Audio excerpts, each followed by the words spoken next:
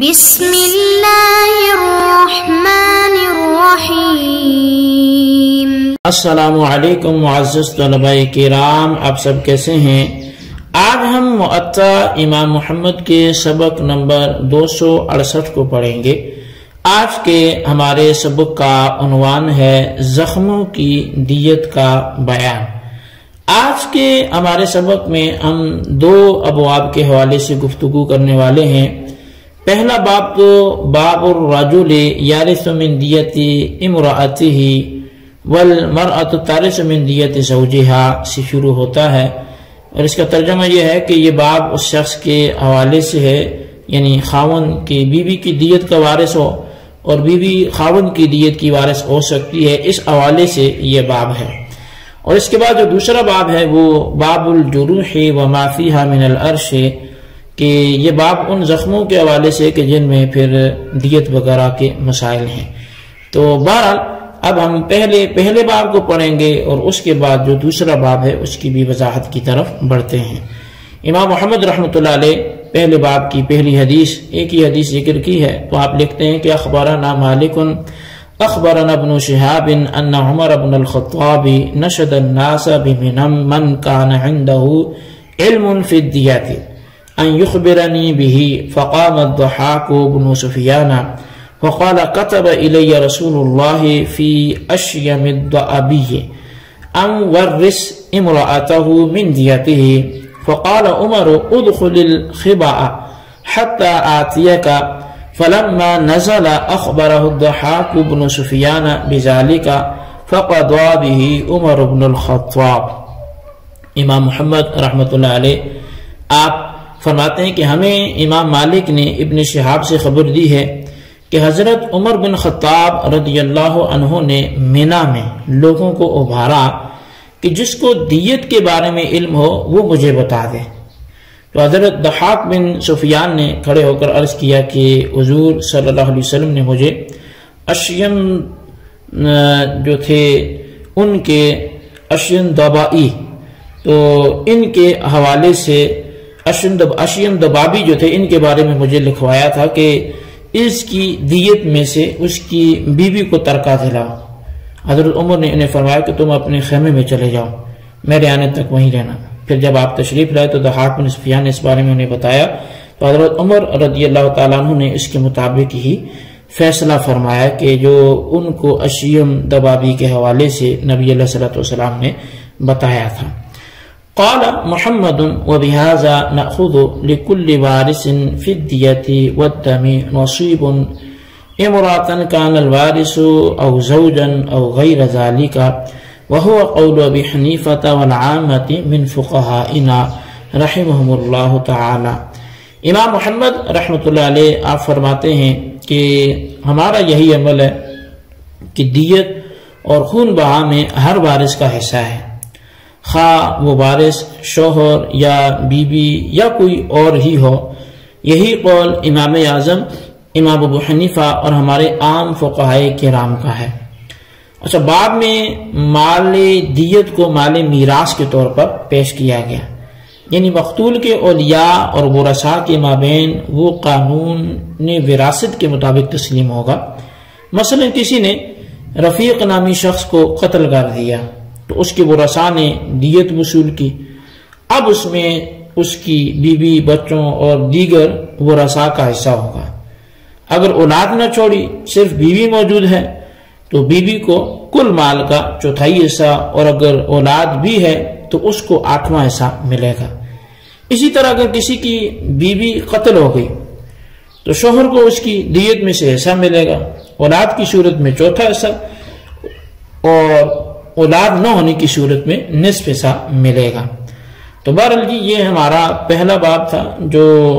شوہر جو ہے وہ بیوی کی دیت کا وارث ہوگا اور بیوی شوہر کی دیت کی وارث ہو سکتی ہے۔ تو اب ہم دوسرے باب کی طرف بڑھتے ہیں جو ہمارے سبق کا عنوان بھی ہے کہ باب الجروح وما فیہا من العرش، کہ زخموں کی دیت کے حوالے سے جو باب ہے، اس میں بھی امام محمد رحمۃ اللہ علیہ نے ایک حدیث پاک ذکر کی ہے اور پھر اس پر اپنا نظریہ نقطہ نظر بھی حناف کا پیش کیا۔ آپ لکھتے ہیں کہ اخبرنا مالک اخبرنا یحیی بن سعید بن المسیب قال فی کل نافذۃ فی عضو من الاعضاء ثلث عقل ذلک العضو۔ امام محمد فرماتے ہیں کہ ہمیں امام مالک نے یحییٰ بن سعید بن مسیب سے یہ خبر دی ہے کہ انہوں نے فرمایا کہ ہر وہ زخم جو کسی عضو میں آر پار ہو جائے تو اس کی دیت کل دیت کی 1/3 ہے۔ قال محمد فی ذالک ایضا حکومت عدل وهو قول ابی حنیفہ والعامة من فقہائنا رحمهم اللہ۔ امام محمد رحمۃ اللہ علیہ فرماتے ہیں کہ اس میں یہ بھی ہے کہ فیصلہ کسی عادل پر چھوڑا جائے، اور یہی قول امام اعظم امام ابو حنیفہ رضی اللہ تعالیٰ عنہ اور ہمارے عام فقہائے کرام کا ہے۔ اچھا، جسم کے کسی عضو پر لگی چوٹ یا زخم اس عضو کی دوسری طرف تک پہنچ جائے تو اس کی دیت اس عضو کامل کی دیت کا 1/3 بیان کی گئی، یعنی یہ پورے بندے کی دیت کی مراد نہیں ہے، اس عضو کی جو پوری دیت ہے نا تو اس کا 1/3 بیان کی گئی۔ اب اس سلسلے میں پہلی بات یہ پیش نظر ہے کہ مذکورہ زخم سے مراد بازو یا پنڈلی وغیرہ کا زخم ہے۔ پیٹ کا زخم اگر اسی نوعیت کا ہو جسے جائفہ نافذہ کہتے ہیں، اس کی دیت 2 ثلث ہے۔ گویا جائفہ نافذہ اس حکم سے خارج ہے۔ اس کا ثبوت جو ہے وہ یہ والی روایت ہے جو مصنف ابن ابی شیبہ میں ابن حزم نے یہ روایت کی کہ حضرت عمر بن خطاب رضی اللہ تعالیٰ عنہ نے ہر عضو میں آر پار ہونے والے زخم میں اس کی کل دیت کی 1/3 مقرر فرمائی، اور حضرت زید بن ثابت رضی اللہ تعالیٰ نے ہاتھ اور پاؤں کے آر پار ہونے والے زخم کی دیت 100 دینار مقرر فرمائے۔ ابراہیم کہتے ہیں کہ ران میں لگے آر پار زخم پر 1/3 دیت دینار ہوگی۔ حضرت سعید بن مسیب نے فرمایا کہ ہر عضو کا آر پار ہونے والا زخم اس کی دیت جو ہے وہ مکمل عضو کی 1 دیت کا 1/3 ہوگی۔ تو دوسری بات اس سلسلے میں یہ پیش نظر رہنی چاہیے کہ مذکورہ زخم کے بارے میں اختلاف بھی ہے۔ مثلا ران میں لگا زخم اگر آر پار نہیں ہوا بلکہ صرف گوشت کو کاٹ کر اس کے متصل جھلی تک جا پہنچا تو اس کی دیت بھی 1/3 لکھی گئی ہے، حالانکہ یہ نافذہ نہیں ہے بلکہ جائفہ ہے۔ اور پھر جسم کے اعضاء چھوٹے بڑے بھی ہیں، مثلا انگلی پر لگا زخم اگر آر پر ہو جائے تو یہ زخم ران میں لگے زخم کی مثل تو نہیں نہ ہو سکتا۔ اسی بات کے پیش نظر امام محمد رحمۃ اللہ علیہ نے فرمایا کہ اعضاء کی دیت مقرر اور معین نہیں ہے بلکہ عادل آدمی کے فیصلے پر چھوڑ دی جائے۔ پیٹ پر لگنے والا زخم اگر پیٹ کی نچلی جھلی تک پہنچ جائے تو اس میں 1/3 دیت ہو گئی، یہ جائفہ کہلائے گا،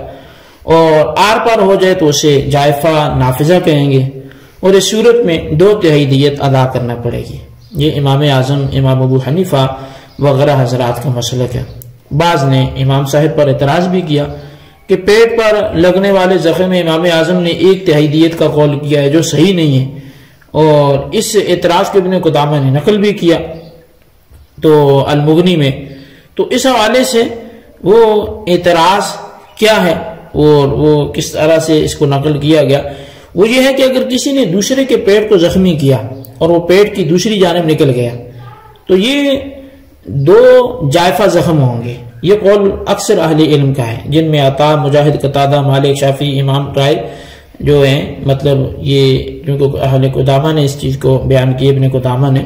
تو اصحاب رائے انہوں نے ساتھ لکھا کہ ان کا یہ نظریہ ہے۔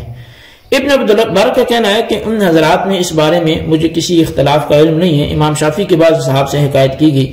کہ وہ اسے صرف ایک جائفہ کہتے ہیں، اور امام ابو حنیفہ سے بھی ایسی ہی ایک حکایت ملتی ہے، کیونکہ جائفہ وہ زخم ہے جو بدن کے ظاہر سے اندر جھلی تک سرایت کر جائے،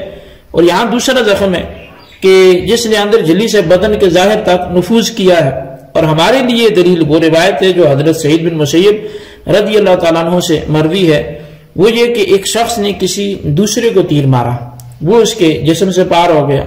اس پر حضرت ابوبکر صدیق رضی اللہ تعالیٰ عنہ نے دیت کے 2 ثلث کا فیصلہ فرمایا۔ اس فیصلے میں چونکہ آپ کا کوئی مخالف نہیں ہے تو لہذا یہ فیصلہ اجماعی ہو گیا، اور جو دوسرے حضرات نے ذکر کیا وہ صحیح نہیں ہے، یعنی امام شافعی کے بعض اصحاب اور امام ابو حنیفہ جو 1 ثلث کا قول کرتے ہیں یہ صحیح نہیں ہے۔ اب ابن قدامہ نے یہ روایت کے آخری حصے میں جائفہ نافذہ کی دیت 1/3 بیان کرنے والے حضرات کے فیصلے کو غیر صحیح قرار دیا،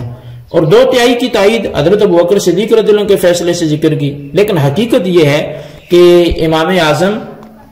امام ابو حنیفہ رضی اللہ تعالیٰ عنہ سے جائفہ نافذہ کے بارے میں کوئی ایسی روایت نہیں ملتی جو اسے ایک جائفہ قرار دیتی ہو۔ یہ کاتب کی غلطی ہو سکتی ہے کہ اس نے 16 سا کی جگہ 16 سے لکھ دیا ہو، جس سے بعد میں آنے والے احناف میں اختلاف ہو گیا۔ یہی وجہ ہے کہ علامہ بدر الدین عینی رحمۃ اللہ علیہ نے بھی ایسی ہی ایک روایت جو ہے وہ البنایہ شرح ہدایہ میں ذکر کی ہے کہ نبی علیہ السلام نے فرمایا کہ جائفہ میں 1/3 دیت ہے، اور ابو بکر صدیق رضی اللہ تعالیٰ عنہ نے بھی ایسے جائفہ میں جو دوسری طرف سے باہر نکل جائے 2/3 دیت کا فیصلہ فرمایا تھا، اور فرمایا کہ یہ 2 جائفہ بنتے ہیں۔ سفیان نے کہا کہ جائفہ وہی زخم ہوتا ہے جو اندر جھلی تک پہنچے، کیونکہ ایسا جائفہ جو آر پار ہو جائے وہ 2 جائفہ کے برابر ہے۔ ایک جائفہ وہ جو پیٹ کی طرف سے ہے اور دوسرا وہ جو پشت کی طرف سے ہے، اور ہر جائفہ میں 1/3 دیت ہوتی ہے، لہٰذا ان 2 جائفہ میں 2/3 دیت ہوگی۔ یہی قول امام شافعی، امام مالک، امام احمد اور اکثر اہل علم کا ہے۔ ابن عبد البر کا کہنا ہے کہ میں ان حضرات کے درمیان اس بارے میں اختلاف کو نہیں جانتا۔ امام شافعی کے بعض اصحاب اور امام اعظم امام ابو حنیفہ سے ایک روایت منقول ہے کہ مذکورہ صورت میں صرف 1 جائفہ ہوگا۔ تو اسی طرح امام محمد نے کتاب الاثار میں بھی اس بارے میں گفتگو کرتے ہوئے جو لکھا ہے وہ ہمارے اس دعوے کی تصدیق کر سکتا ہے کہ 16 سا کی جگہ کاتب نے 16 سے لکھ دیا جو چلتا آ رہا ہے۔ تو کتاب الاثار میں امام محمد رحمۃ اللہ علیہ بیان کرتے ہیں کہ ہمیں امام اعظم نے حیثم سے وہ ایک آدمی سے خبر دیتے ہیں کہ حضرت ابوبکر صدیق رضی اللہ تعالیٰ عنہ نے ایسے شخص کے بارے میں 2/3 دیت کا فیصلہ فرمایا جس نے تیر مارا اور اس کا تیر دوسرے آدمی کے آر پار ہو گیا۔ امام احمد کہتے ہیں کہ ان تمام پر ہمارا عمل ہے، جائفہ میں دیت کا 1/3 حصہ ہے، پھر اگر جائفہ آر پار ہو جائے یعنی دوسری طرف سے نکل جائے تو اس میں دیت کا جو ہے وہ 2/3 پھر اس کا ہو جائے گا، اور یہی قول امام اعظم امام ابو حنیفہ رضی اللہ تعالی عنہ کا بھی ہے۔ تو بہرحال یہ ہمارا آج کا سبق تھا، اس کو آپ اچھی طرح سمجھیں اور اس کے خلاصے کو اپنے رجسٹر پر ضرور لکھیں۔ اللہ تعالیٰ سے دعا کرتے ہیں جو ہم نے پڑھا سنا اسے یاد رکھنے کی توفیق نصیب فرمائے، آمین بجاہ النبی الامین صلی اللہ علیہ وسلم۔